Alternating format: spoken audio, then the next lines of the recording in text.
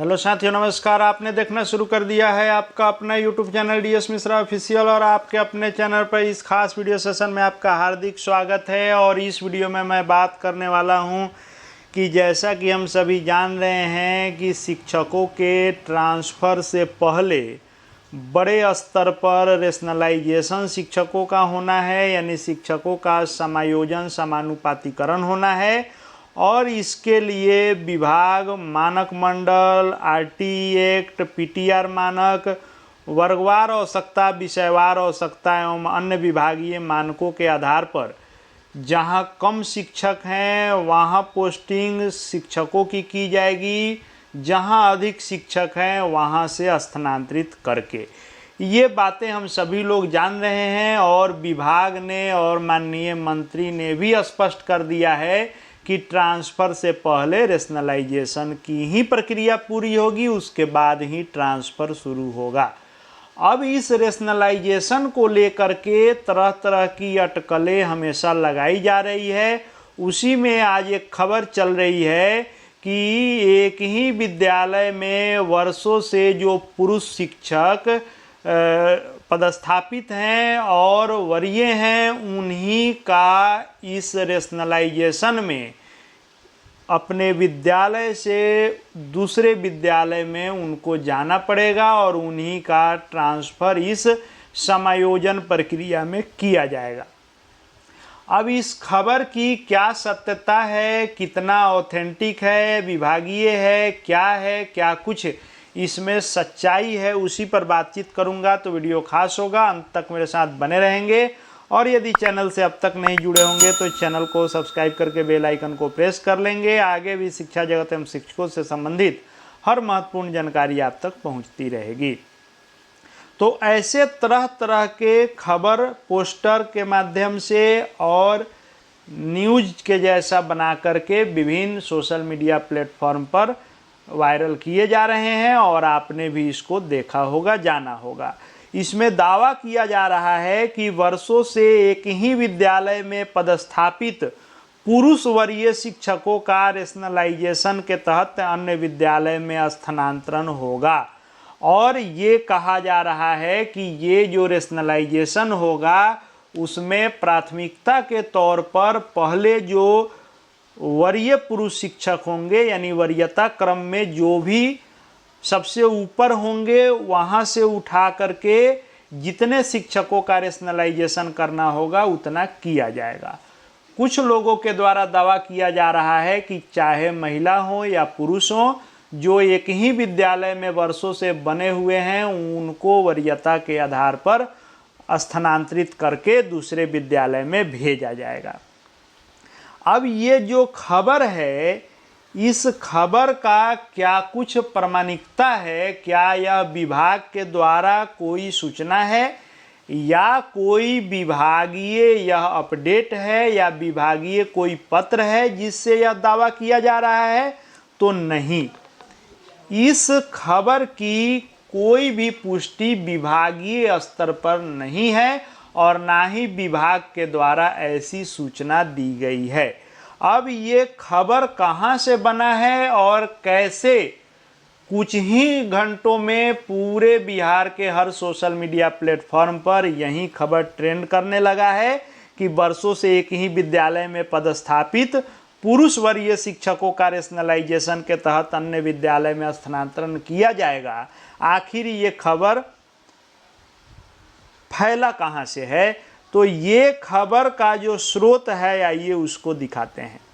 ये खबर जो है इनके द्वारा सोशल मीडिया पर अपने अकाउंट पर इनके द्वारा डाला गया है और इन्होंने दावा किया है कि इनको सचिवालय से जो जानकारी मिली है उस आधार पर इन्होंने लिखा है कि वर्षों से एक ही विद्यालय में जमे हुए पुरुष शिक्षक बोरिया बिस्तर बांध लें और रेशनलाइजेशन में वरीय शिक्षक होंगे बाहर। इन्होंने ही इस खबर को अपने फेसबुक अकाउंट पर लिखा है और उसके बाद से ही सारे लोग इसको अपने अपने तरीके से वायरल करना शुरू किए हैं और बहुत सारे लोग इसी खबर को पोस्टर बना करके या विभिन्न तरह से इसको प्रसारित करने लगे हैं। अब जो ये बातें निकल कर के आखिर आई है कि वर्षों से एक ही विद्यालय में जमे हुए पुरुष शिक्षकों का ही रेशनलाइजेशन होगा और जो वरिष्ठ शिक्षक होंगे वहीं बाहर होंगे। तो जो वर्षों से एक ही विद्यालय में जमे क्या पुरुष शिक्षक हैं उन्हीं का होगा तबादला, क्या महिला शिक्षिकाओं का रेशनलाइजेशन नहीं होगा? तो ऐसी भी कोई बात नहीं है। अब मान लीजिए कि किसी विद्यालय में महिला ही हो और आवश्यकता से अधिक हो, तो क्या उनका रेशनलाइजेशन में स्थानांतरण नहीं होगा? उनका भी होगा। अब जो कहा जा रहा है कि लंबे समय से एक ही विद्यालय में पदस्थ शिक्षक ही रिलीव किए जाएंगे, तो ये जो खबर है इसकी दोनों संभावनाएं हैं। ये खबर हो भी सकता है सत्य आगे चलकर, और ये खबर सत्य नहीं भी हो सकता है। क्यों? क्योंकि जब आप इस नियमावली को देखेंगे, जो स्थानांतरण नियमावली है, इसमें 6 नंबर में ये आप देखेंगे, यानी कंडिका 3 के उपकंडिका 6 को आप पढ़ेंगे तो इसमें लिखा हुआ है कि समायोजन समानुपातिकरण हेतु पात्रता कि किन लोगों का समायोजन होगा, प्राथमिकता का निर्धारण क्या होगा, किनको जो है रेशनलाइजेशन में दूसरे जगह स्थानांतरित किया जाएगा, आदेश निर्गमन योगदान कब करेंगे, कैसे करेंगे, कब कार्यमुक्त होंगे या अन्य प्रक्रियात्मक विषय विभाग द्वारा आवश्यकता अनुसार दिशा निर्देश मानक संचालन प्रक्रिया के माध्यम से विनिर्दिष्ट किए जा सकेंगे।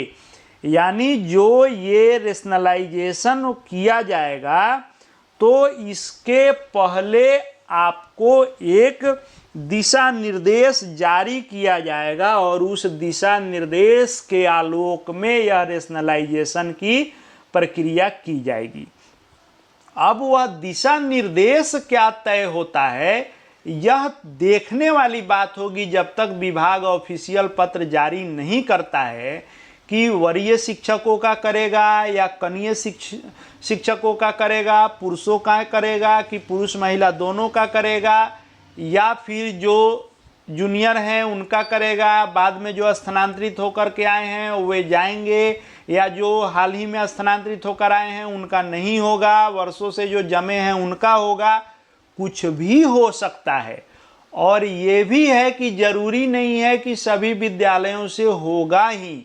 जहाँ बहुत ही ज़्यादा अनुपात का संतुलन बिगड़ा होगा, यानी जहाँ बहुत ही ज़रूरत से ज़्यादा लोग होंगे वहीं से निकाल करके जहाँ बहुत ही कम लोग होंगे वहाँ किया जाएगा। तो ज़रूरी नहीं है कि सबका होगा, और ये भी ज़रूरी नहीं है कि किनका होगा, ये अभी कह पाना भी जल्दबाजी होगी।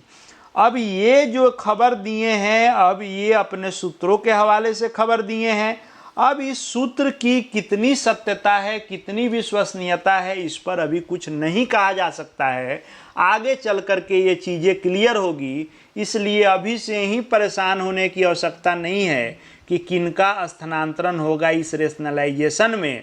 एक चीज़ तय है कि पहले रेशनलाइजेशन होगा और इसके लिए विभाग प्रक्रियाधीन है, कार्य कर रहा है।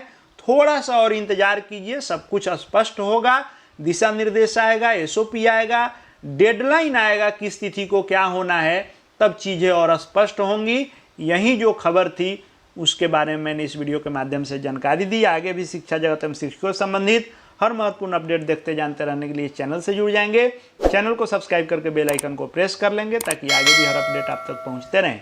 इस वीडियो को देखने के लिए आपका बहुत बहुत धन्यवाद।